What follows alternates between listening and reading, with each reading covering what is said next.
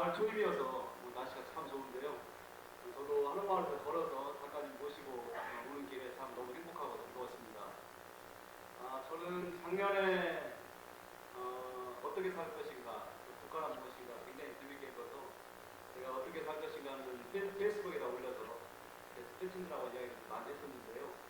전주시가 마련한 인문학 특강들이 많이 있는데 시대정신을 이야기하자 이게 가장 시민들께서 좋아하시는 것 같아요. 제 이야기는 짧게야 작가님 이야기 더 많이 들을 수 있기 때문에 잠깐 소개하겠습니다. 여러분 너무나 잘 아실 텐데요. 시민들께서 이 장소가 너무 좁아서 훨씬 더 많으신 분들이 신청을 하셨는데 장소가 좀 비좁아서 죄송하다는 말씀 드리고요. 오늘 드디어 저희가 보고 싶어하는 유시민 작가님께서 오셨습니다. 올해 5월 7월에 그가 그립다, 또 나의 한국 현대사를 출간하셨는데요. 1987년에 출간한 분단시대 이후 무려 60여 권의 이런 저서를 가지고 계시고요. 16대, 17대 국회의원을 역임하셨고 제44대 보건복지부 장관을 또 역임하셨습니다. 오늘 뜨거운 마음으로 또 환영한다는 마음으로 유시민 작가님을 큰 박수로 청해 주시겠습니다. 안녕하세요. 저는 시작하기에 앞서가지고요. 전부 고사모에서 오신 것 같아요.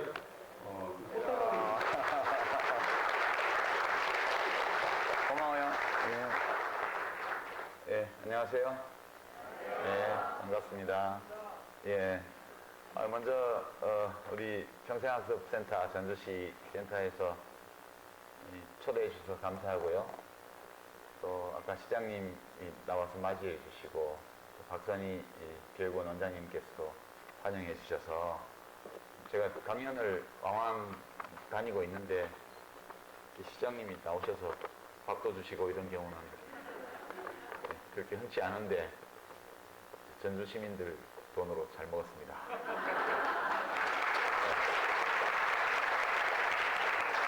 우리 시장님이 시민들 대신해서 사주신 걸로 알고 제가 아주 맛있게 먹었습니다.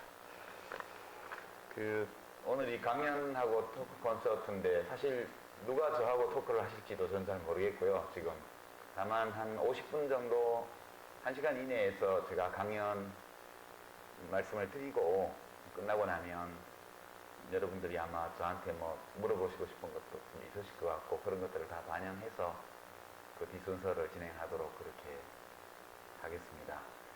되게 책을 이미 읽어보고 오신 분들이 많으셔서 책 내용을 제가 여기서 반복할 필요는 없을 것 같고요.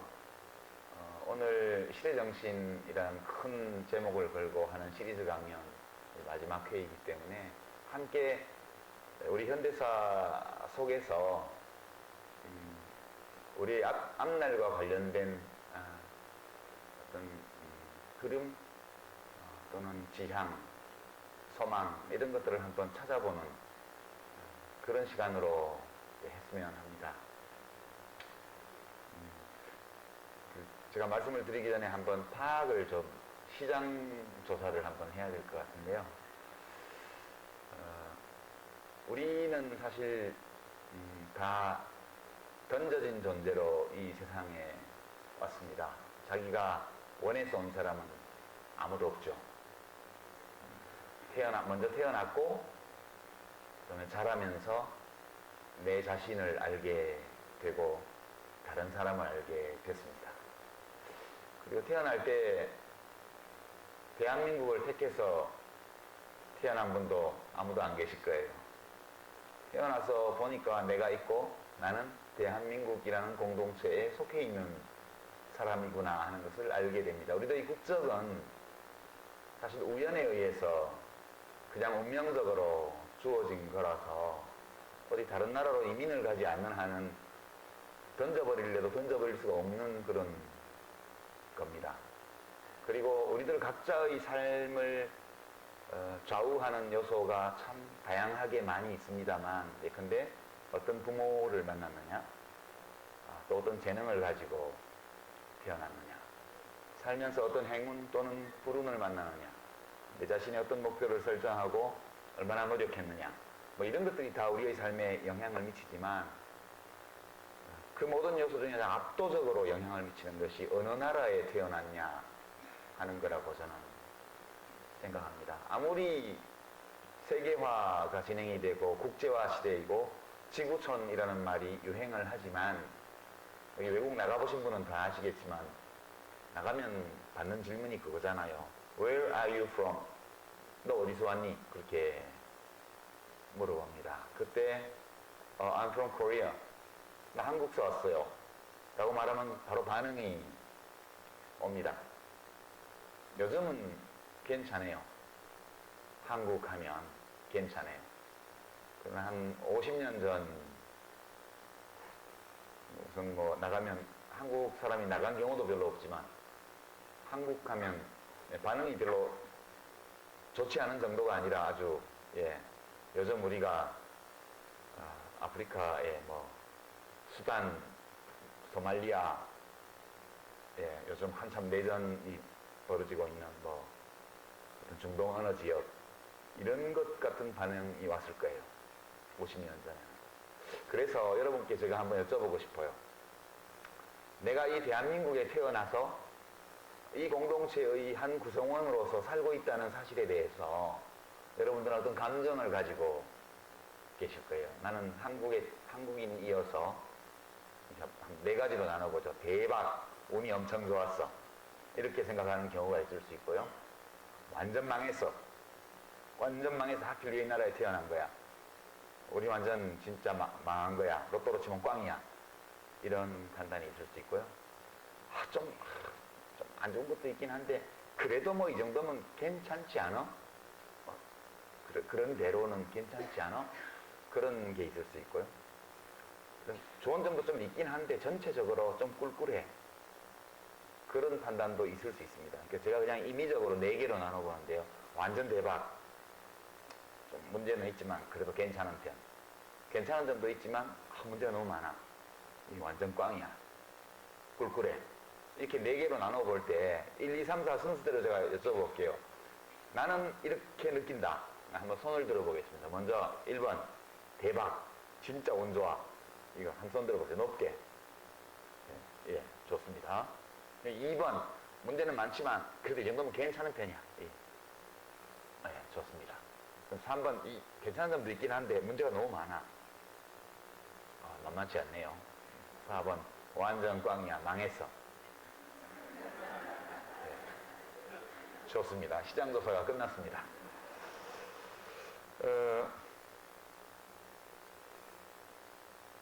전화를 안 걷더니 자꾸 울려가지고요. 꺼야 되겠습니다. 우리들이 되게 우리가 살고 있는 이 공동체의 상태에 대해서 이런 상충하는 감정을 느끼죠. 이제 아마 이런 감정을 자기 자신에 대해서 느낄 거예요. 또는 아버지, 어머니에 대해서도 자기 집, 고향 전주, 만약 전주분이 원래 전주에서 나고 자란 분이라면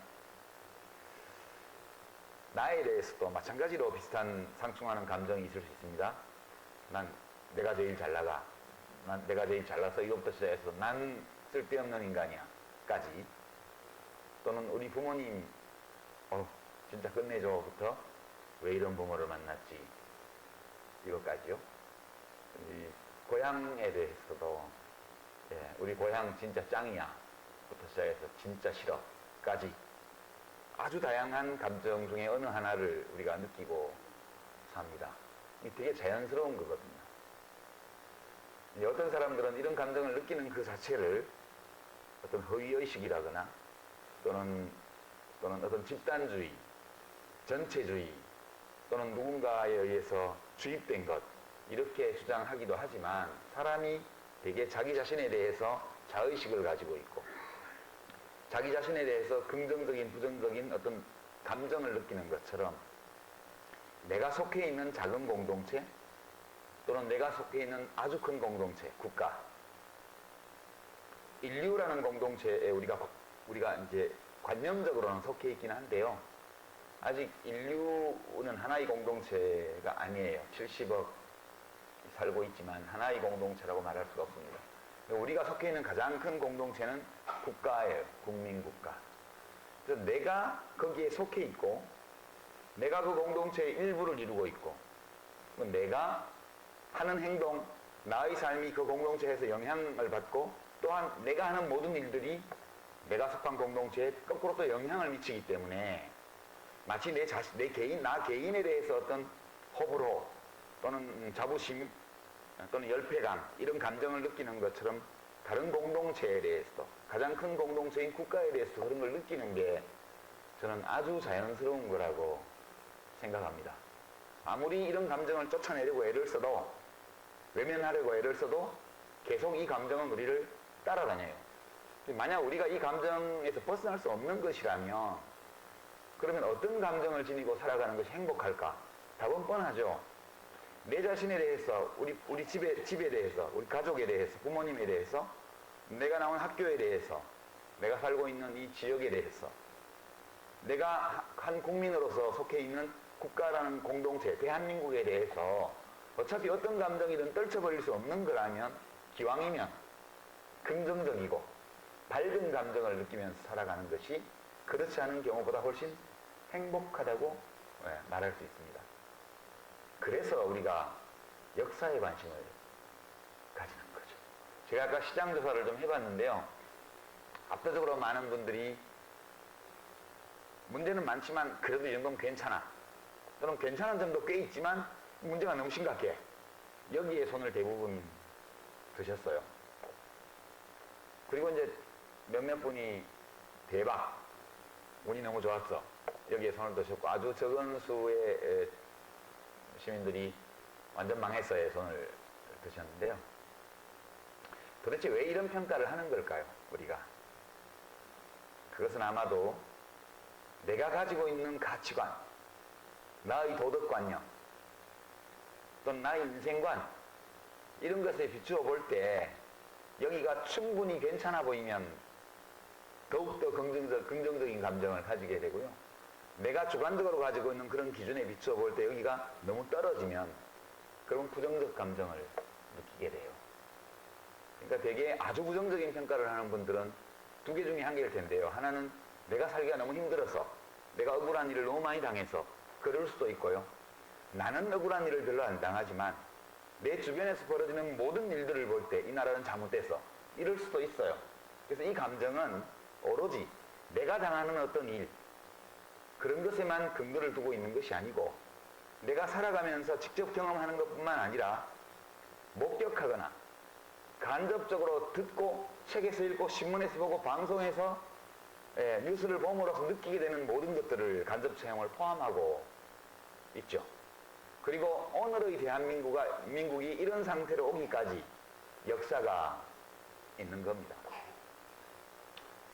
만약 50년 전에 아까 제가 한 시장조사를 했다고 하면 어땠을까요? 아마 50년 전에 전주시에 와서 시민들을 상대로 물어봤다면 훨씬 많은 사람들이 50년 전이면 1964년이에요. 그죠? 훨씬 많은 분들이 안 좋다에 손을 들었을 것 같아요. 제가 비유적으로 말씀을 드리면 일제강점기, 해방 직후의 혼란기, 한국전쟁 시기 이때 대한민국에서 태어난 사람들은 로또로 치면 꽝을 뽑은 거예요. 꽝. 출생은 제비뽑기하고 비슷하니까요. 내가 뽑는 것도 아니에요. 누가 뽑아서 나한테 주는 거거든요. 내가 선택해서 온 것이 아니라 우리는 그냥 우연히 여기 던져졌기 때문에 던져진 다음에 나를 발견한 우리 입장에서 생각하면 여기가 꽝일 수도 있는 거예요. 그 시기에 대한민국은 로또로 치면 꽝인 나라였어요. 제가 태어난 1959년도인데요. 제가 태어난 1959년도 거의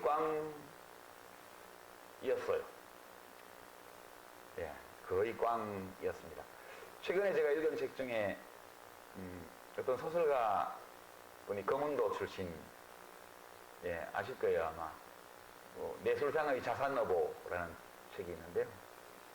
한창훈 씨 소설가인데 그 첫 번째 그 책의 이야기가 1959년 사하라호 태풍 때 검은도 사람들의 1년 소출을 싣고 여수에 나가서 그걸 팔고 그 돈으로 섬 사람들의 생필품을 구입해서 돌아오던 8명의 선원에 관한 이야기였는데요.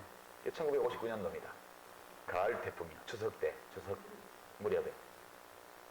엄청난 수의 사망 실종자를 냈고, 굉장한 규모의 그 농지 유실, 어선 침몰, 이런 게 있었던 때입니다.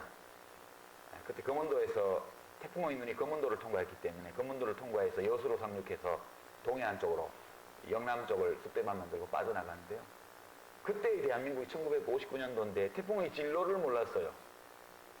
국가가 국민을 보호할 수 있는 능력이 없었죠. 태풍이 온다는 사실만 알았지 태풍의 진로가 어디인지를 모르고 배를 출항했던 겁니다. 결국 그 이야기는 대마도까지 떠내려갔다가 그 배가 살아 돌아오는 이야기로 끝을 맺었지만 그때도 거의 꽝이었다고 생각해요. 저는 로또로 치면 대한민국에서 태어나는 거는 아주 잘 맞으면 등회를 겨우 면해서 5등, 로또에 5등이 있는지 모르겠는데 5등이나 그 정도 되는 나라였다고 생각합니다. 지금 어떨까요? 지금 제일 여기서 나이가 고등학생들이 많이 보이는데요. 고등학생들 한번 손 들어봐요. 예, 많죠. 여러분들 중에 꽝이라고 생각하는 분들 계속 손 들고 있어봐요. 예, 없죠. 저는 이게 역사 발전이라고 생각합니다. 지금 우리나라는 로또로 치면 2014년도에 태어나는 아이들의 입장에서 로또에 뭘 뽑았냐 이렇게 물어본다면 1등이라고까지는 말 못하겠어요. 아까 대박 여기 손 든 분들이 몇 분 안 계시잖아요. 대부분 2등 또는 3등에 손을 드셨어요. 그러니까 우리나라가 2014년에 태어나는 아이들에게는 로또 2등이나 3등을 뽑은 정도가 된 거예요. 그러면 지난 한 50년, 60년 동안에 로또 꽝이던 대한민국이 로또 2등이나 로또 3등 대한민국이 된 거예요. 그러면 1등이 아니기 때문에 우리가 로또 1등이 아직 아니기 때문에 우리를 비하할 수도 있어요. 부정적인 감정을 가질 수도 있습니다. 그러나 그냥 객관적으로 놓고 말한다면 로또 꽝 등회에 이른 나라가 50여 년 동안에 로또 2등이나 3등으로 올라왔다면 그것은 대단한 것을 이룬 역사였다고 저는 생각합니다. 물론 아까 3번에 손 드신 분들 좋은 점도 괜찮은 점도 있지만 문제가 너무 많아. 이분들도 그렇게 우리의 역사가 발전해서 오늘의 대한민국이 됐다는 걸 부정하시지는 않을 거예요. 지금은 제가 55인데요. 1959년의 대한민국과는 전혀 다른 나라가 되어 있습니다. 우리의 현대사는 저 개인에게는요. 그래서 제가 우리 현대사의 이 책에 제한적 자부심을 느낀다. 그렇게 썼는데요. 그게 바로 여러분들이 아까 시장조사 2번, 3번에 손드신 거하고 똑같은 거예요. 뭔가를 이루긴 많이 이루었기 때문에 자부심을 느끼는데 아직 갈 길이 좀 많이 남아있고 그리고 아직 문제가 좀 상당히 많다. 우리를 부끄럽게 만드는, 슬프게 만드는, 아프게 만드는, 화나게 만드는 일들이 아직은 많이 있는 거예요. 그래서 이 자부심을 느끼긴 하는데 이게 완전 대박 이게 아니고 괜찮았어. 근데 문제가 있어. 이 정도의 이제 감정을 저도 느끼게 되는 거라고 생각해요. 우리 현대사는 저에게 굉장히 큰 선물을 주었는데요. 이따 우리가 이제 인구 그래프를 보게 될 텐데 1955년도에 이제 통계 수치를 보면 1955년 당시에 그 해에 태어난 아이들의 기대 여명, 그러니까 1959년에 막 태어난 아이들이 평균 몇 살까지 살까? 그게 기대 여명, 출생시 기대 여명인데요. 그럼 몇 년이었을 것 같습니까? 예, 그게 55년이었어요. 55년. 1959년 당시에는 금년에 태어나는 아이들은 평균에서 평균 55년 정도를 살게 될 거다 이렇게 예측이 됐는데 2014년 출생시 기대 여명이 몇 년인지 아세요? 80년입니다. 약. 남자는 78년, 여자는 83년. 그러면 똑같은 대한민국에서 똑같지 않죠. 내용이 달라져 있지만 하여튼 국호는 나라 이름은 대한민국이에요. 같은 나라예요. 그 나라예요. 50년 전에. 같은 나라인데 55년 전에는 막 태어나는 아이들이 55년밖에 못 살 걸로 예측이 되는데 지금은 80년 살 걸로 예측이 돼요. 제가 지금 55이거든요. 예, 제가 지금 55이에요. 예, 55번째 생일을 한 달 전에, 약 한 달 전에 제가 보냈거든요. 저는 제가 출생했을 당시에 그 로또에 써진 돈을 다 받았어요. 55년. 지금 이건 뭐냐? 지금부터 지금 생명표를 보니까 55세까지 큰 병 없이 건강한 남자, 예, 미니멈 85세 또는 90세까지 산다는 거예요. 아, 지겨워. 그러니까 제가 몇 년을 받았어요? 85세까지 살면, 예, 지금 태어나는 애들은 80세 정도지만 55년 동안 안 죽고 지금 살았잖아요. 1959년생이 100만 명 전 태어났는데 지금 한 76만 명 살아있어요. 제가 인구 통계 찾아보니까 76만 몇천 명 정도, 77만 명 좀 안 되게 살아있던데요. 여기 찔긴 놈들만 살아남았거든. 그러니까 지금까지 멀쩡히 살아남은 놈은 지금 출생시 기대 여명 2014년생보다 더 오래 산다는 거예요. 그래서 제가 85세까지 만약 산다면 30년을 더 멀어 받은 거예요. 85세가 평균이니까 85세 이상 살지도 몰라요. 그러면 우리 대한민국 현대사는 한 개인인 나에게 30년의 삶을 보너스로 준 거예요. 저는 이 30년이 우리 현대사가 이룩해낸 성취가 한 개인의 수명에 반영된 거라고 봐요. 저는 우리 대한민국에 대해서 고마움을 느껴요. 처음에 태어날 때는 별로였는데 살다 보니 괜찮아졌어. 내가 한 것도 아주 없지는 않지만 되게 많은 사람들이 또는 우리보다 앞서 살았던 분들이 특히 고생해서 이만큼 된 거야. 그러니까 좀 고마움도 느끼고요. 그분들에 대해서. 그리고 제 자신이 또 그 역사를 살아왔다는 점에서 자부심도 느끼고요. 그래서 뭘 많이 했는데 사회를 아주 훌륭하게는 못 만들었어요. 그러니까 그 점에 대해서는 좀 안타깝고 때로는 부끄럽고 어떨 때는 좀 더 잘 될 수 있었는데라는 생각을 하면 화가 나고 그런 상태로 저는 우리 현대사를 봅니다. 이 감정을 나누고 싶어서 제가 이번에 나의 한국 현대사라는 책을 쓰게 됐고요. 이 책이 나가고 나서도 반응을 보면 좀 너무 부정적으로 봤다 이렇게 말씀하는 분도 계시고요. 또는 뭐 너무 날카로운 비판이 너무 적다 그렇게 말씀하는 분도 있고 몰랐던 것을 많이 알게 되어서 부모님을 좀 이해하게 되었다 이런 리뷰들도 많이 올라 있고 강연을 다니다 보면 아버지나 어머니한테 선물하려고 한다고 젊은 사람들이 와서 부모님 성함으로 사인을 받아가는 경우도 꽤 많이 봤습니다. 근데 정치하는 사람들은 실제로 마음속으로 위대한 국민이라고 생각하는 사람을 저는 별로 못 봤어요. 진지하게 정말 국민이 위대하다는 생각을 하면서 꾸준히 정치를 했던 분들은 많지는 않았던 것 같아요. 김대중 대통령 같은 분이 이제 거의 종교적인 어떤 분위기를 입혀서 어떤 자기 자신의 인생의 소명으로 정치를 바라봤기 때문에 이제 국민들을 대할 때 그런 태도 좀 뚜렷하게 나타났던 분 같고요. 저는 아니에요. 저는 속으로 좀 서운해하기도 하고요. 삐지기도 합니다. 국민들에 대해서. 저는 뭐 그래요. 저는 국민이 위대하다고 생각 안 합니다.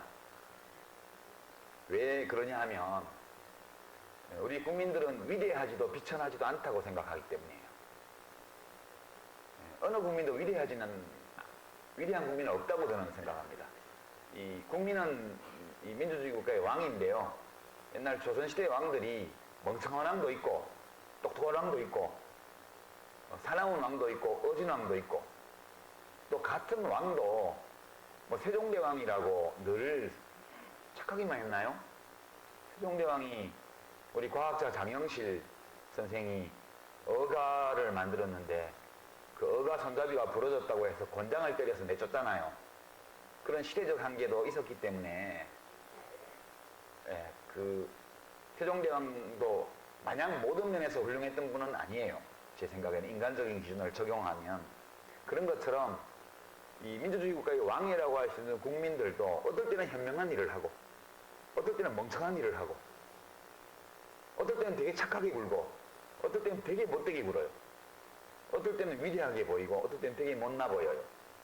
우리만 그런 게 아니고요. 미국도 그렇잖아요.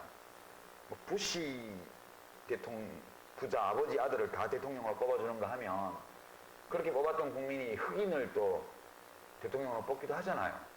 요새는 또 힐러리가 대세라는데 여자도 뽑을지 모르고요. 우리 국민들도 어떤 대통령들을 뽑기도 했지만 또 다른 대통령들을 뽑기도 했잖아요. 똑같은 국민들이잖아요. 이제 우리 역사에서 가장 절망적인 한 장면, 두 장면을 제가 뽑으면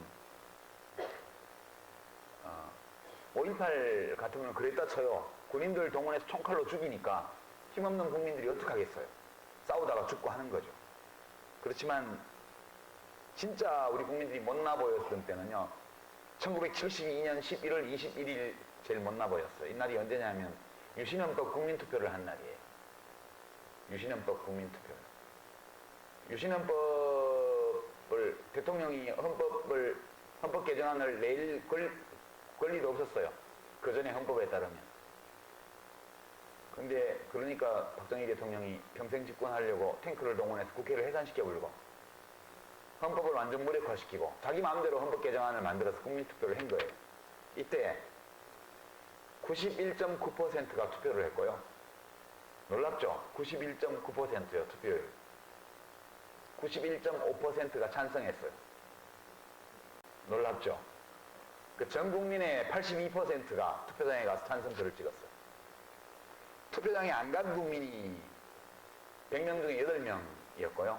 투표하러 가서 반대표를 찍은 사람도 100명 중에 8명이었어요. 아예 투표를 안 간 8명하고 투표하러 가서 반대표를 찍은 8명, 그 8%를 합치면 그 전체 국민 중에 15명만이, 100명 중에 15명만이 투표를 안 하거나 가서 반대표를 찍었고요. 100명 중에 85명이 가서 찬성표를 찍었다고요. 이 엉터리 독재법에, 선거를 없애버리는 총통제법에 찬성표를 던졌습니다. 두 번째 만났을 때가요.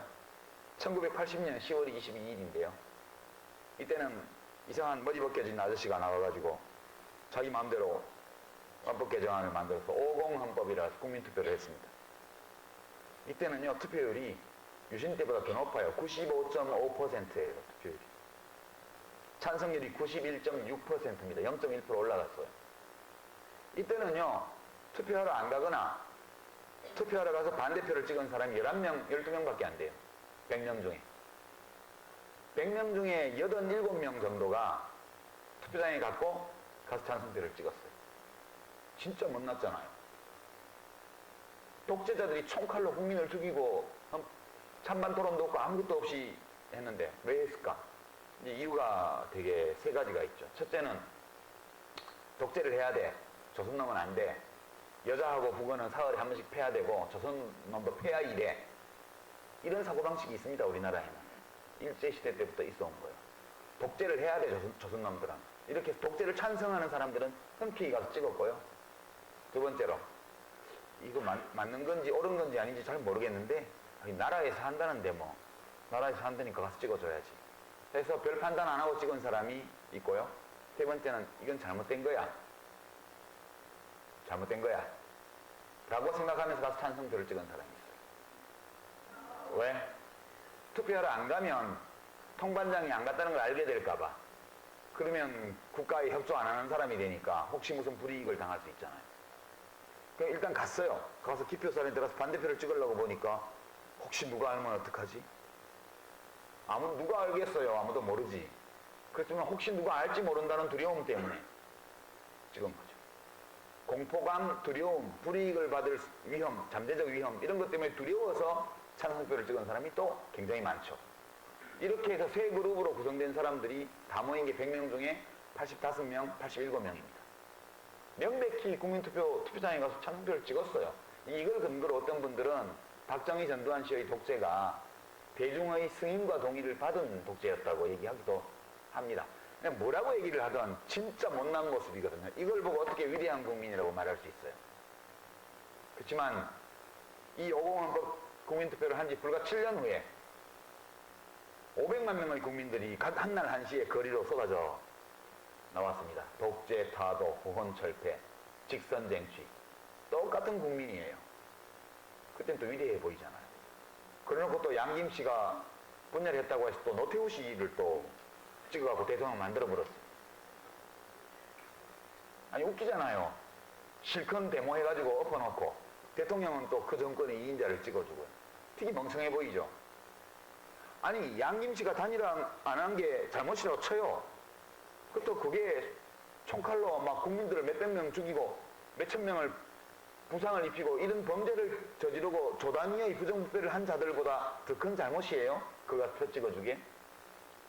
멍청한 거거든요. 그리고 10년이 지나서 그 다음에는 이인재 씨의 결정적인 도움을 받아서 국민들이 김대중 대통령을 뽑았습니다. 최초의 정권 개최를 평화적으로 이룩하는 업적을 성취를 하죠. 이렇게 되어 온 거거든요. 그러니까 저는 국민이 위대하다고 생각하지 않습니다. 그냥 국민들은요, 자기 하고 싶은 걸 해요. 근데 그 하고 싶은 하는 것이 때로 정상적인 방향으로 가기도 하고 이상한 방향으로 가기도 하고요. 하고 싶은 것은 정상적인데 그걸 하는 방법에 대해서 사기꾼 거짓말쟁이가 와서 얘기하는 걸 믿고 거기 홀랑 따라가기도 하고요. 올바른 얘기를 하는 사람을 배척하기도 해요. 그럼 몇 번 사기당해보고 난 다음에서야 이거 아닌 것 같네 싶으면 또 제대로 물건을 구입하기도 하고요. 그런 존재라고 생각해요. 우리 개개인이 그런 것처럼 우리들 자신은 완벽한 존재가 아니거든요. 우리 인간, 역사라는 것은 인간이 만드는 건데 인간이 불완전해요. 인간 자신이 악마와 천사의 중간계에 있는 존재거든요. 제가 이제 잘 인용하는 이야기인데 웹툰 작가 강풀 씨가 저한테 해준 얘기예요. 고양이 얘기요. 그 양반이 서울 성파구에서 길고양이 밥 주는 걸로 유명한 사람이잖아요. 고양이 밥을 조금 주면요 영역 다툼을 한대요. 구역 딱 정해놓고 못 들어오게 싸우고 혼자 먹고, 밥을 많이 주면요 같이 먹는데 한 접시 위에서. 밥이 모자라지 않는 한 안 싸운대요. 밥 때문에.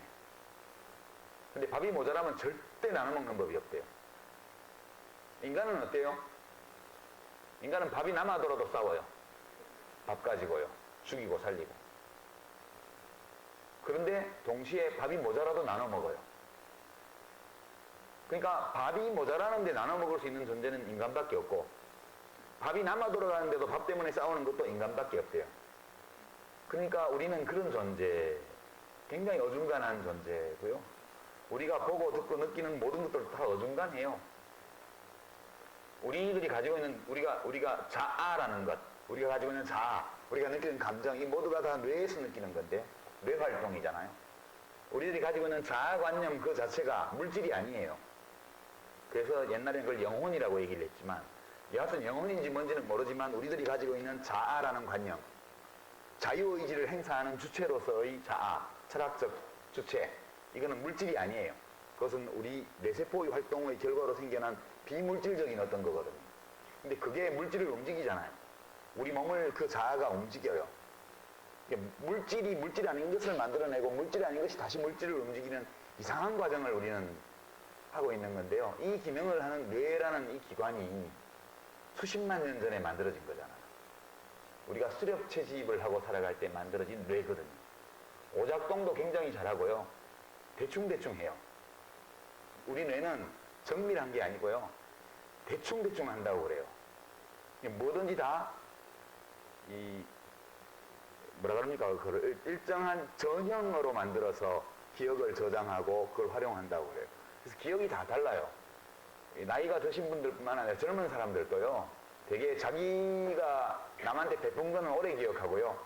남이 자기한테 베풀어 준 거는 오래 기억 못해요. 그리고 원수진 거는 되게 오래 기억하고요. 은혜 입은 거는 금방 잊어버려요.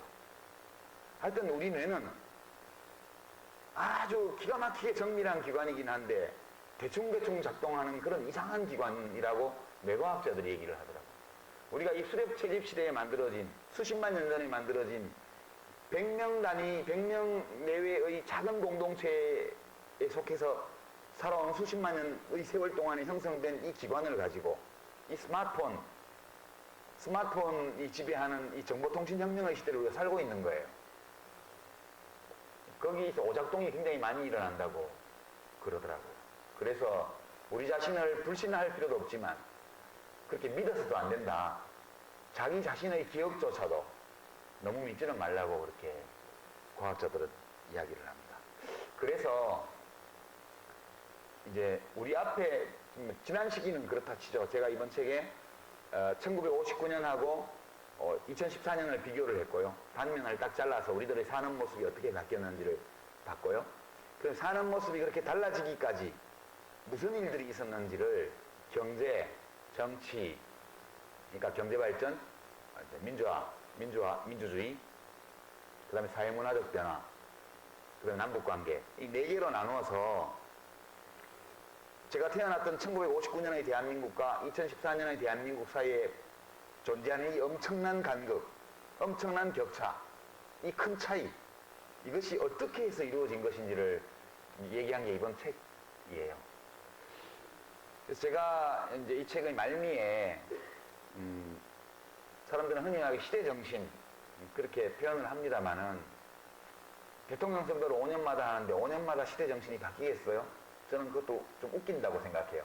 저도 정치할 때는 우리의 시대정신이 어쩌고 뭐 이렇게 나가서 했지만 그 얘기를 할 때도 속으로는 웃기고 있어. 제 스스로. 무슨 시대정신이 5년마다 변해? 5년마다 변하는 거는 시대정신일 수가 없는 거예요. 시대정신은 수십 년, 수백 년을 가는 거예요.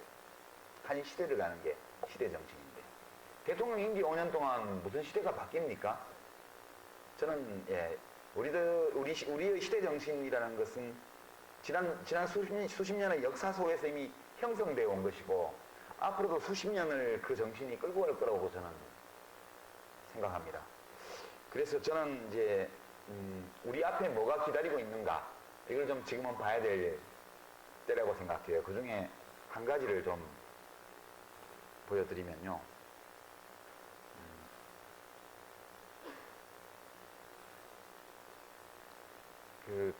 우리도 이제 동물 종이거든요. 인간도 좀 특별한 종이긴 한데요. 일반적으로 이제 다른 동물 종들이 사는 것과 공통점이 대단히 많습니다. 이게 동물의 생활에서 제일 중요한 거는 서식지의 넓이와 개체수의 변화예요. 서식지의 넓이라는 건 영토예요. 대한민국의 영토. 그냥 변하지 않잖아요. 저는 1945년 분단 이후에 지금까지 북쪽은 철조망으로 차단되고 동서남 삼면은 바다로 차단된 자그마한 섬나라 10만 평방킬로미터밖에 안 되는 이 작은 섬나라에서 우리가 살았습니다. 1980년대 후반에 해외여행이 자유화되기 전까지는 국가의 허락 없이는 이 나라 밖으로 한 걸음도 못 나가던 국민이에요, 우리가. 그래서 한이 맺혀서 90년대 IMF 나기 전에 한참 우리 돈 평가가 과대평가를 해서 좋을 때, 그럴 때 동남아로 유럽으로 엄청 다니셨잖아요. 그러다가 IMF가 났죠. 한이 맺혔으니까 그렇게 한 거예요. 지금도 왜 사람들이 그렇게 외국으로 많이 나갈까? 아직도 당군 할아버지들이 5천년 동안 못 나가고 살았기 때문에 한 맺힌 거예요.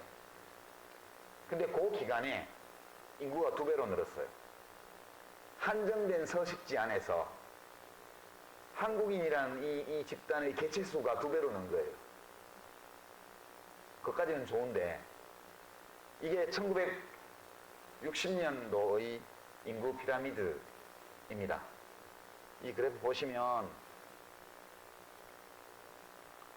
이쪽은 남자고 이쪽은 오른쪽은 여자예요. 파란 거는. 이게 피라미드잖아요. 진짜 위에는 숫자가 적고 밑에는 이렇게 많이 태어나요. 이게 지금 50만 명 넘잖아요. 남자가. 여자도 한 50만 명 되고요. 1960년도에 100만 명 넘겨놨다는 뜻입니다.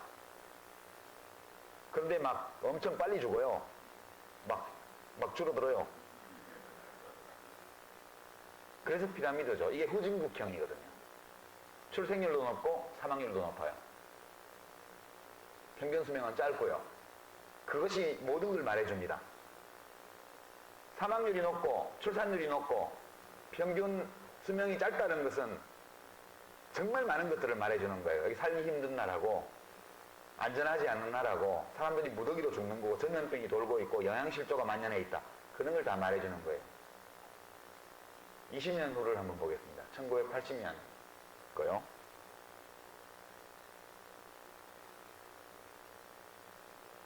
이거 아닌데. 이거 맞구나.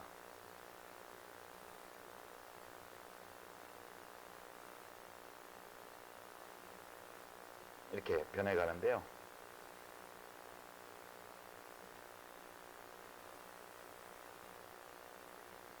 여기 1980년입니다. 이미 이 아래쪽이 더 이상 인구가 늘지 않죠. 애들을 적게 낳는 거, 이 피라미드의 아랫부분이 없어져 가고 있습니다. 이게 2000년 거였고요. 오늘 2014년 거를 한번 보시겠습니다. 이게 2060년이에요. 지금 우리가 시대정신을 얘기하려면 아직 오지 않은 것을 좀 봐야 돼요. 지금 눈앞에 있는 것만 봐서는 무엇이 다가올지 알 수 없기 때문에. 이게 인구 고령화를 그림으로 나타낸 건데요. 이거 뭐 생각나십니까? 저는 핵폭탄이 터질 때 나오는 버섯구름이 생각나더라고요. 2060년인데요. 이때를 보시면 제일 숫자가 많은 게 몇 살입니까? 67세요. 66세, 67세.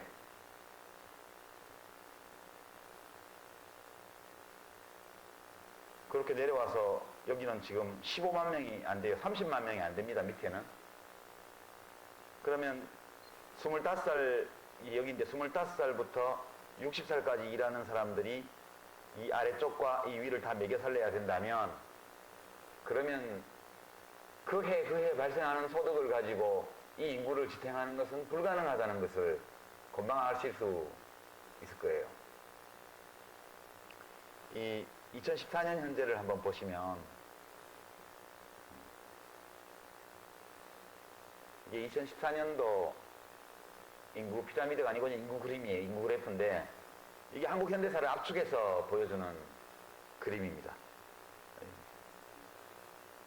시간이 다 돼가네. 여기 보시면 이렇게 여자 쪽보다는 남자 쪽이 변화가 뚜렷이 보여요. 여기 첫 번째 쏙 들어간 거 있죠. 쏙 들어간 게 이게,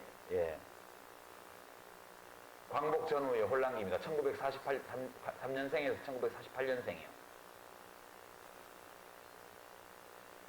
그 다음에 이제 여기 지나가고 나서 이렇게 늘어나다가 갑자기 딱 멈춰요. 이게 한국전쟁입니다.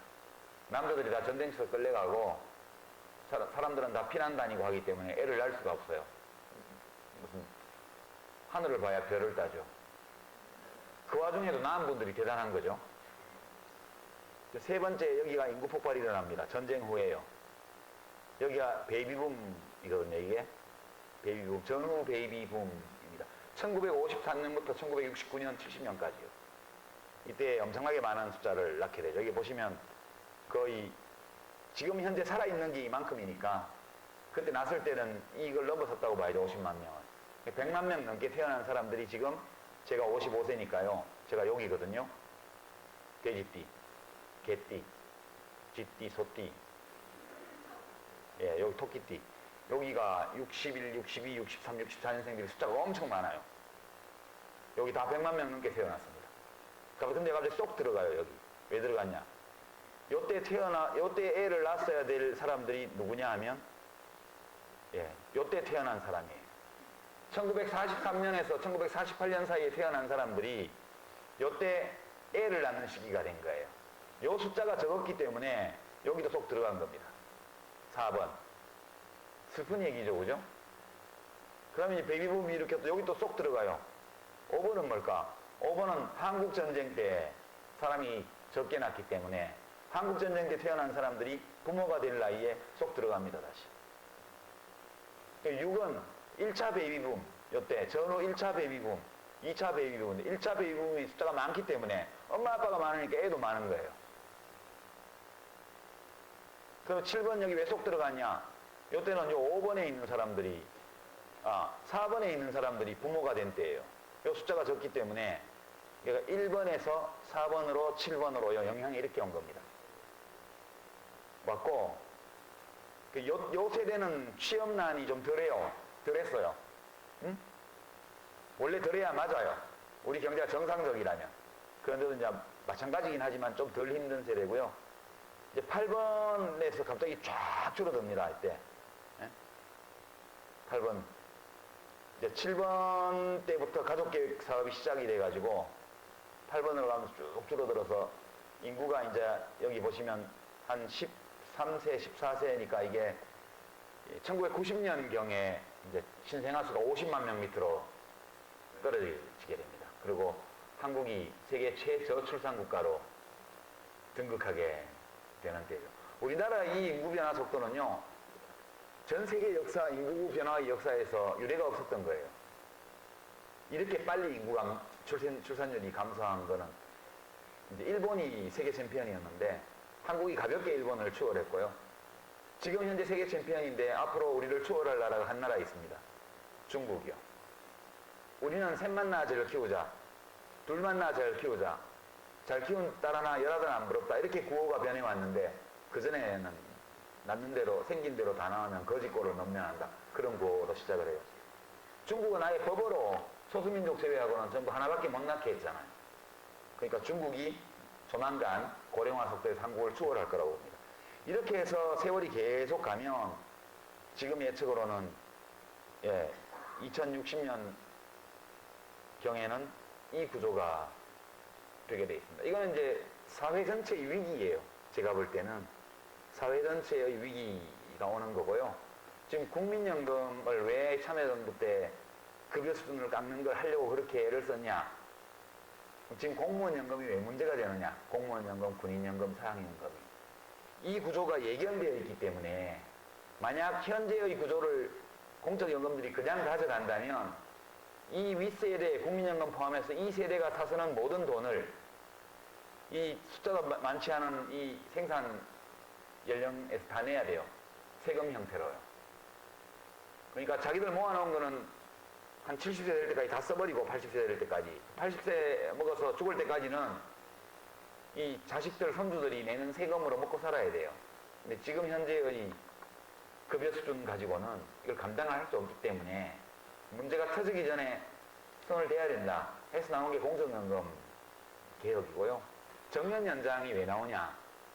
이 구조로 갈 때는 60세 정년 가지고는 사회가 유지가 안 돼요. 그럼 우리가 그러면 이 노인, 이때 2060년의 노인 세대가 해마다 이 젊은 세대가 만들어내는 부가가치를 가지고 살아가는데 충분치 않다면 그건 뭔가 자산을 가지고 있어야 돼요. 자산을, 집을 녹여서 먹고 살아야 돼요. 근데 모든 고령 세대들이 자산을 전부 국내에만 갖고 있으면 한꺼번에 모든 자산이 현금으로 바뀌기 위해서 시장에 나올 거예요. 그러면 국내 경제에는 어마어마한 자산 버블의 붕괴 현상이 일어나게 되어 있습니다. 그래서 자산의 상당 부분을 우리와는 인구 사이클이 전혀 다른, 경제 사이클이 아주 다른 외국에다가 자산을 쌓아야 돼요. 유럽 나라들이 다 이런 식으로 해서 저 고령화 위기를 극복을 했거든요. 근데 지금 우리 뇌는, 우리가 가지고 있는 이 뇌라는 기관은 지극히 자기중심적이에요. 그리고 몇십 년 후의 일을 잘 인지를 못해요. 당장 눈앞에 거, 이걸 중심으로 본다고요. 우리가 듣는 음파도요, 초음파, 고주파나 저주파는 못 듣고 중간 것만 듣고요. 빛도요, 보라색하고 빨간색으로 보이는 것 사이에 있는 중간 파장빛만 봐요. 자외선이나 적외선, 파장이 긴 거, 파장이 짧은 거는 아예 우리가 인지를 못합니다. 너무 빨리 가는 것도 못 보고요. 너무 느리게 가도 그게 가는지 안 가는지 몰라요. 엄청 작은 것도 육안으로 못 보지만 엄청 큰 것도 못 봐요. 되게 어중간한 존재인데 문제는 우리들의 시야가 가까운 현재 또는 아주 가까운 예견되는 미래에 갇히는 경우가 대단히 많기 때문에 이런 일들이 생물학적으로 벌어지고 있는데도 불구하고 우리가 이것이 무엇을 의미하는지를 인지를 못해요. 사람들이. 그래서 이 얘기를 하면서 국민연금도 손을 미리 봐야 되고 다른 공적연금도 손을 봐야 되고 노동시장 구조도 다 바꿔야 되고 그 다음에 우리의 가옥 주택구조도 유니버셜 디자인으로 이 노약자들이 생활하는데 아무 지장이 없는 문턱 하나도 없고 이렇게 되는 구조로 전부 바꿔야 된다라고 아무리 얘기를 해도 사람들은 현재 구매력을 가진 사람들은 50대들이기 때문에 자기중심적으로 그리고 현재와 5년, 10년 정도의 가까운 미래만 보면서 의사결정을 하는 거예요. 아무리 얘기를 해도 듣지를 않아요. 그러니까 민주주의 정치에서는 다수가 의사결정을 하기 때문에 이런 얘기를 아무리 해도 적은 수의 사람들만이 이 문제를 인지해요. 대다수의 사람들은 문제 인지를 못해요. 아무리 얘기를 해도 접수가 안 돼요. 접수가. 이제 그런 것들 때문에 굉장히 사회가 위태로워져 가고 있는 게 지금 상황이라고 보고요. 이게 우리 앞에 놓여 있는 첫 번째의 도전 과제 또는 위기 요인이고요. 두 번째는 에너지 가격, 여기서는 제가 안 다뤘습니다만 이 책에서는 에너지 가격 상승이에요. 글로벌한 거예요. 전 지구적인 거예요. 인간들이 너무 많은 에너지를 써가지고 더 이상 파넬 에너지가 없어요. 요즘 뭐 셰릴가스가 나와서 뭐 석유를 대체한다고 하지만 그것도 시간 문제거든요, 어차피. 그래서 제가 국회에 들어갔더니 2003년도에 이제 배럴당 원유 가격이 30불이 채 안 됐었거든요. 1배럴당. 근데 노무현 대통령 임기가 끝나기 전에 그게 100불이 됐어요. 지금은 좀 잠시 주춤해서 70불, 80불 수준으로 와 있는데 언제 또 이게 올라갈지는 모르겠으나 올라가는 시간 문제라고 보는 거예요. 우리 대한민국은 완전히 에너지 고소비 시스템을 갖추고 있거든요. 가정에 쓰는 전기는 전체 전력 중에서 15%밖에 안 돼요. 대부분이 반 이상이 기업들이 쓰는 거거든요. 해마다 삼성전자 하나가 수천억 원의 전기세 지원을, 전기요금 지원을 받고 있습니다. 우리 가정용보다 3분의 2 가격밖에 안 되거든요. 산업용 전력은. 이렇게 완전 전력이나 에너지를 많이 소모하도록 고층 빌딩을 지어놨고요. 그 다음에 서울에 직장을 두고도 경기도에 있는 도시에서 살면서 출퇴근하는 완전히 그 에너지 고소비형의 생활 패턴을 우리가 가지고 있습니다. 저는 이 구조가 오래 지탱하기 어려울 거라고 봐요. 그래서 우리의 교통체계, 교통 시스템, 그 다음에 이 직장과 주거지 사이의 주거지의 배치에 관한 의사결정 이런 것들이 다 달라져야 되는데 지금 못하거든요. 우리가 IMF가 났을 때 말레이시아의 마하티르 총리는 모라토리엄 선언하고 빚 안 갖고 버텼잖아요. IMF 지원을 안 받고 간섭도 안 받겠다. 그렇게 버틴겼어요. 한국은 다 기억하시겠지만 97년 겨울에 대통령 선거가 한참 진행되고 있을 때 깡드시라는 이상한 이름을 가진 이상하게 생긴 아저씨가 와가지고 대선 후보들한테 사인을 다 받았잖아요. 이인재, 이회창, 김대중 세 후보가 다 사인을 했습니다. 대통령 되면 약속 이행 잘하겠다고. 그래서 이제 그걸 가지고 이제 주로 진보 진영의 어떤 분들은 우리도 말레이시아처럼 해야지 왜 미국한테 굴복하냐. 그렇게 얘기를 하는데 말레이시아는 그래도 돼요. 왜냐하면 별로 춥지 않은 동네이기 때문에 난방 안 해도 되고요. 고층 빌딩 엘리베이터 안 움직여도 사람들 안 죽어요. 그리고 자체 에너지가 나요. 석유도 나고요.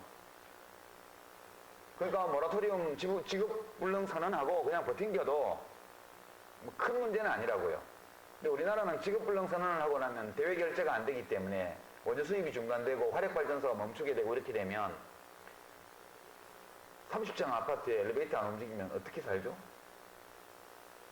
그러니까 그런 차이 때문에 우리들의 존재 양식이 환경과 존재 양식이 말레이시아와 다르기 때문에 위기가 왔을 때 우리는 말레이시아식으로 못한 거예요. 김대중 대통령이 멍청해서 그런 게 아니고요.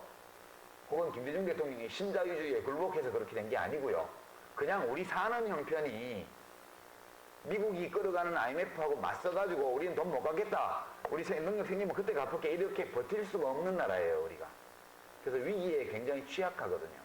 그래서 에너지 가격 상승이 계속된다면 우리나라가 굉장히 에너지 소비를 줄이는 쪽으로 산업과 우리의 생활 양식과 우리들의 생활 습관을 다 바꿔야 되고, 그리고 원자력은 이제는 값이 싼 에너지도 아니고 청결한 에너지도 아니고 안전한 에너지도 아니라는 것이 다 드러났기 때문에 원전을 지을 게 아니고 재생 가능한 에너지를 얻는 산업을 키워서 고통스럽더라도 이 과도기를 최소화해가면서 그 고통을 감내하면서 넘어가야만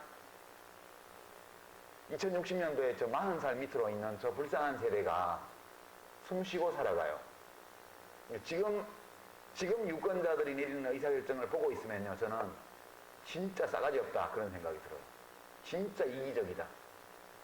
왜냐하면 지금 어르신들은 이제 뭐 기초연금 20만 원으로 인상을 했습니다만 제가 이제 복지부 있을 때 처음 도입을 했는데 그때까지 국민연금 만들면서 이미 연세 들어버리신 첫 세대 농민들을 다 내팽개치고 그냥 갔고요.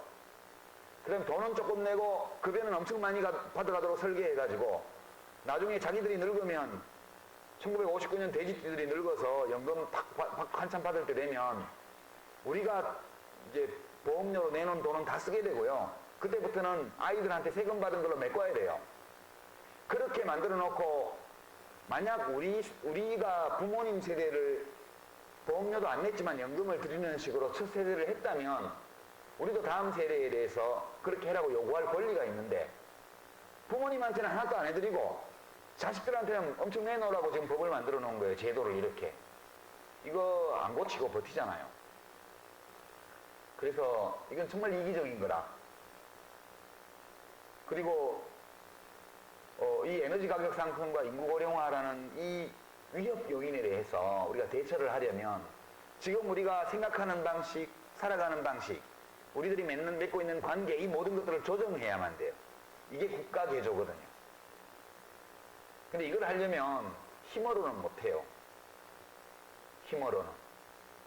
그러니까 우리 역사를 돌아보면서 우리 사회의 현실을 진단하면서 또 우리의 미래에 뭐가 와 있는지를 이렇게 보면서 서로 의견을 나누고 한결없이 양보하고 참고 그리고 아직 태어나지도 않은 미래의 아이들을 위해서 현재 내가 누리고 있는 것들을 일부 끊어내는 결단 이런 것들을 국민들이 할 때에만 대한민국 사회는 이 위기를 큰 탈 없이 넘길 거라고 봐요. 얼마 전에 그리스에서 연금 깎는다고 폭동이 일어나가지고 막 국가 기능 전부 마비되고 그랬잖아요. 그리고 국가 경제는 완전히 망가져갖고 IMF 지원을 받아야 됐고 그거는 아무것도 아니에요. 제가 볼 때는. 이 대처를 잘못했을 때 우리가 생기게 될 여러 문제들은. 그래서 저는 우리 지금 2014년도에 시대 정신을 찾는다면 저는 그것이 공감이라고 생각해요. 공감. 그리고 이거는 어떤 대통령 정부에만 국한된 것이 아니고요. 이 인구학적 변화와 그다음에 에너지 가격 상승이라는 이 구조는 생물학적이고 글로벌한 변화예요. 인구 변화는 생물학적인 거고요. 물론 그 원인은 사회적인 것도 있지만 어쨌든 우리 개체의 사회적 구성, 인구의 사회적 구성이 변하는 거니까요. 또 하나는 글로벌한 지구 차원의 에너지 가격 상승. 사실 다른 문제들은 이거에 비하면 사소한 문제들이에요. 뭐 누굴 대통령으로 뽑냐, 어느 당이 뭐 의회에서 과반수를 가냐 이런 것들은 지금 우리 앞에 다가오고 있는 이 삶의 문제들을 생각하면 되게 사소한 문제라고 저는 생각을 해요. 근데 안타깝게도 지금 청와대나 대통령, 청와대도 그렇고 국회도 그렇고 뭐 언론도 그렇고 시민사회도 그렇고 지금 우리 눈에 지금 잘 안 보이지만 우리가 잘 인지를 못하지만 코앞에 와 있는 이 위기적 요인에 대한 논의가 거의 없이 지나가고 있다는 거 이런 것들이 저는 시대정신의 실종이라고 봐요. 그러니까 막 부동산 투기를 부추겨서 단기적으로 경기를 살리려고 정부는 노력을 하고 있고 그죠? 야당은 어떤 비전을 제시하기보다는 뭐 세월호 참사나 이런 걸 해서 여당을 공격하는 걸로 다시 표를 얻기 위해서 노력하고 있고 노력하고 열심히 하는 건 알겠는데 어느 것도 우리의 과거 오늘이 있기까지 과거의 역사 그리고 현재 우리의 상황 그리고 앞으로 우리에게 다가오는 우리에게 변화를 강요하는 저런 거대한 변화들에 대한 대처 노력은 거의 없다는 게 저는 시대정신의 실종이라고 봐요. 지금 이 위기에 대처하려면 사실은 제일 중요한 건 공감의 능력을 키우는 거라고 저는 봐요. 공감의 능력을 키우고 공감을 표현하는 그런 방법을 우리가 널리 쓰고 그런 공감을 바탕으로 이제 공동의 합의를 이루어 나가는 그런 것 이런 것이 저는 이제 시대가 요구하는 어떤 것이 아닐까 이렇게 생각하고요.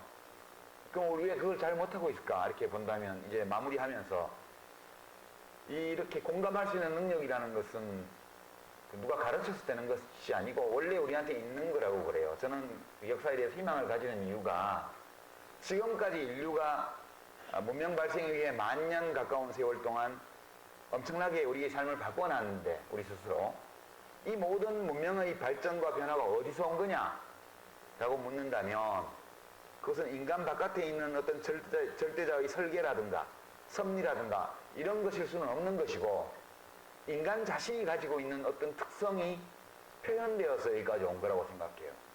많은 사람들이 주장하기를 경쟁이 없이는 발전이 없다 그렇게 말하는데, 그 맞는 말이라고 생각해요. 경쟁이 없으면 발전이 없어요. 그러나 경쟁만으로 발전할 수 있느냐? 그 또한 아니라고 보거든요. 경쟁이 문명 발전의 한 축이었다면 공감과 상호 부조, 협력 이런 것들 역시 마찬가지로 중요한 축이었다고 저는 생각합니다. 인간의 생활이 복잡해졌고 인간의 힘이 커졌기 때문에, 그래서 우리 인간이 자기 손으로 만든 것으로 지구 표면 전체를 폭파시켜서 모든 생명체를 7번 이상 절멸시킬 수 있는 양의 핵폭탄을 이미 가지고 있고요. 우리들의 산업을 통해서 내뿜는 그런 인위적으로 만들어낸 기체들로 인해서 원래 있던 지구 대기의 화학적인 구성이 바뀌었잖아요, 지금. 온난화, 상공의 오존층 파괴, 이 모든 것들이 다 인간이 일으킨 거예요. 인간의 능력이 지구 대기의 구성에 변화를 줄 만큼 커졌거든요. 옛날처럼 우리가 어떻게 하든 우리가 살고 있는 이 지구 행성에 영향을 미칠 수 없는 때 같으면 막 해도 어떨지 모르겠어요. 지금은 이미 그런 단계를 벗어나서 인간의 힘이 글로벌한 영향력을 가지게 됐는데, 우리들의 뇌는 여전히 수렵 채집 시대에 살았던 부족 단계의 그 본능, 부족 본능, 오상 편가르고 차별하고 낯선 거에 대해서는 적대감을 보이고 우리 편끼리 뭉치고, 이게 부족 본능이거든요. 우리들의 삶은 글로벌해졌지만 우리들의 뇌는 여전히 부족 본능이 지배하는 뇌예요. 이 불일치, 이 모순, 이것이 갈수록 심해져 가고 있기 때문에 지금은 우리가 가지고 있는 자연이 우리에게 준 능력, 공감의 능력, 그게 우리 대뇌 피질 전체에 퍼져 있는 미로뉴런, 거울 신경세포라고 과학자들이 부르는 그 거울 신경세포 시스템이 인간의 뇌에 대뇌 피질의 전체에 깔려있기 때문에 그것이 문명을 만든 원동력이라고 과학자들은 이야기합니다. 그게 원래 우리한테 있는 거거든요. 남이 우는 거 보면 나도 눈물이 나고, 남이 아픈 걸 보면 안타깝고, 남이 어떤 사람이 죄 없이 죽는 걸 보면 가슴이 아프고, 그리고 그 가슴 아픈 거, 슬픈 거, 이런 것들을 표현하고, 그것을 표현하기 위해서 자기가 가지고 있는 사적인 자원을 다른 사람의 고통을 들어주기 위해서 내놓고, 이런 것들이 협동과 상호보조, 공감의 기초거든요. 그 능력이 많이 표현되는 것이 진보예요. 현대 국가와 고대 중세나 고대 국가의 차이가 뭐냐 이렇게 본다면, 현대 국가는 사람들이 느끼는 이 공감을 표현하고자 하는 욕구, 이런 것들을 국가가 이미 많이 받아줘가지고, 그래서 국가가 하고 있잖아요. 국민기초생활보장제도. 이거는 밥 굽는 사람, 국을 하는 사람을 볼 때 우리가 느끼는 불편함, 아픔, 안타까움, 슬픔, 이런 것들이 너무 크기 때문에 국가가 그 제도를 만들어서 생계를 도저히 못 이어가는 사람은 동사무소에 가서 신고를 하면 최저 생계비를 주도록 그렇게 했잖아요. 이게 이제 김대중 대통령이 하신 거죠. 2000년도에요. 그 IMF 위기가 와서 국가적으로 엄청 어려웠던 시기에 이 제도를 당군 이래 처음으로 도입한 거 아니에요. 부족한 점이 많고 하지만. 그러니까 국가가, 고대 국가와 현대 국가의 차이는, 고대 국가는 폭력, 권력을 가진 자들이 그 폭력으로 질서 유지를 해주는 대가로 모든 것을 빼앗아갈 수 있는 힘을 행사하던 그런 공감이 아니라 폭력의 힘으로 지배하는 국가였다면, 지금은 대통령을 뽑는 방식부터 시작해서 국가의 기능까지 우리가 원래부터 자연으로부터 받은 이 공감의 능력, 이 공감을 표현하고자 하는 의지, 이런 것들을 많이 받아준 국가이기 때문에 이것이 문명화된 국가거든요. 우리 역사가 가야 될 방향은 여기 있는 거라고 저는 생각해요. 국가라는 것은 우리와 동떨어진 어떤 추상적인 것도 아니고, 우리를 지배하고 관리하고 감독하기만 하는 그런 어떤 폭력을 보유한, 그런 합법적인 폭력을 보유한 어떤 집단인 것만도 아니고, 국가는 우리 자신이 가지고 있는 내면의 욕구, 소망, 우리들의 지향, 이런 것들을 제도로 표현해주는 인간 공동체로 발전해 왔어요. 앞으로도 그리 발전해 갈 걸로 저는 생각합니다. 우리 대한민국이 처음에 말씀드린 것처럼 괜찮은데 좀 창피한 게, 부끄러운 게, 화나는 게 아직 많아 라고 말할 때 이 뒷부분이요. 이 뒷부분을 계속 줄여준다면 그러면 이 앞부분에 나온 것들이 더욱더 커질 거예요. 그럼 앞으로 한 30년, 40년 후에는 다시 어떤 사람이 여기 이런 강연을 해서 여러분들은 대한민국에 대해서 어떻게 생각해요? 여기서 태어난 거? 1. 대박 손 들어봐요. 이러면 한 반점 손들은. 그게 역사의 발전이라고 저는 생각하고, 그와 같은 변화를 이루어내기 위해서는 우리 자신이 공감하는 능력을 억누르지 말아야 돼요. 이걸 사람들이 억눌러요. 원래 다 가지고 있는데요. 세월호에서 죽은 아이들을 보면 마음이 아픈 건 다 마찬가지예요.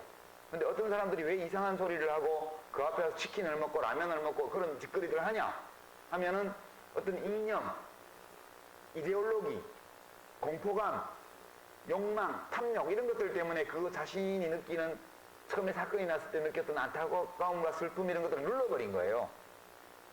그러니까 이제 세월호 참사를 이유로 대통령을 비판하니까 나는 대통령을 좋아하는데 왜 내가 좋아하는 대통령을 이 세월호 걸 가지고 비판을 해? 대통령이 침몰시켰어? 이러면서 이제 그 얘기한 사람 미워하기 시작하면서 유족들이 미워지고, 그래서 처음에 자기가 가졌던 연민, 같이 느꼈던 슬픔, 아픔 이런 것들을 그 사람들이 스스로 눌러버린 거예요. 이런 사람이 많아지면 대한민국은 희망이 없다고 저는 생각해요. 이것은 단순히 세월호 사건에서만 문제가 되는 게 아니에요. 뭐 공과금 남겨놓고 스스로 목숨을 끊은 세모녀 자살 사건을 볼 때도 사람들 마음이 아프잖아요. 이 마음이 아파하는 사람들이야말로 국가의 진화, 역사의 진전을 가지고 오는 주역이에요. 그게 무슨 어느 계급이 역사를 바꾸는 게 아니고요. 우리들이 느끼는 어떤 감정이 세상을 바꿔요. 근데 너무 많은 사람들이 이 자연스러운 감정을 어떤 이데올로기나 이념이나 정치적 욕망이나 이런 것들 때문에 짓누르고 있는 거예요, 스스로. 우리들은요, 과거 독재 아래에서 자기 표현을 억누르면서 50년을 살았고요. 분단체제에서 혹시라도 북한하고 한통속이라고 빨갱이로 몰릴까봐 겁이 나서 이런 것들도 억눌렀고요. 그 다음에 지난 한 7년째 어쩐지 사회가 좀 덜 자유로운 사회로 가는 것 같고, 누군가 우리를 감시하는 것 같고, 뭔가 권력 가진 사람에게 밑보이면 불이익을 당할 것 같은 그런 두려움, 이런 것들이 우리로 하여금 스스로 공감의 능력을 발휘하지 못하게 하거나 그것을 억누르게 만드는 요인으로 되고 있다고 저는 생각합니다. 그러니까 진짜 혁명, 진짜 진보, 진짜 역사의 발전이라는 것은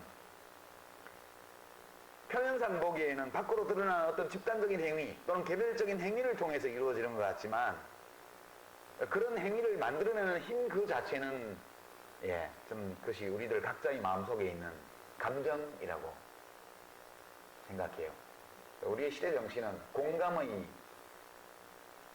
수 있는 마음이고요. 우리 삶의 모든 영역에서 이 공감의 힘을 얼마나 많이 다양하게, 집요하게, 꾸준히, 조직적으로 표현하느냐에 우리 역사의 미래가 달려있다. 제레미 르프킨이라는 굉장히 유명한 학자가 몇 년 전에 낸 책에 공감의 시대라는 책이 있어요. 굉장히 두꺼운 책이고 좀 재미없어요, 읽어보면. 그 책에서 말하는 바는 제가 얘기하는 거하고 똑같더라고요.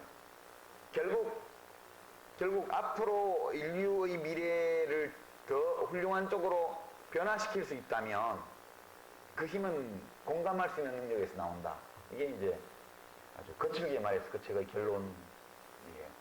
저도 느끼고요. 지금 최근에 한국의 정치 상황을 규정하는 전선, 이 어떤 것이냐 이렇게 문단다면 이것은 여야 간의 전선도 아니고요. 경상도 전라도의 전선도 아니고요. 진보 보수의 전선도 아니고요. 공감과 비공감 사이의 전선이라고 저는 봐요. 인간성과 비인간화 사이의 전선이고요. 이게 동떨어진 문제가 아니라는 것. 그리고 우리 국민들 중에서 자연이 우리에게 준 인간으로서의 본성, 그 가운데 하나인 공감의 능력, 공명하는 능력, 이런 것들을 얼마나 우리가 찾아서 나의 것으로 만들고 표현하느냐에 대한민국의 미래가 달려있다. 그 말씀 드리면서 강연을 마치고자 합니다. 고맙습니다.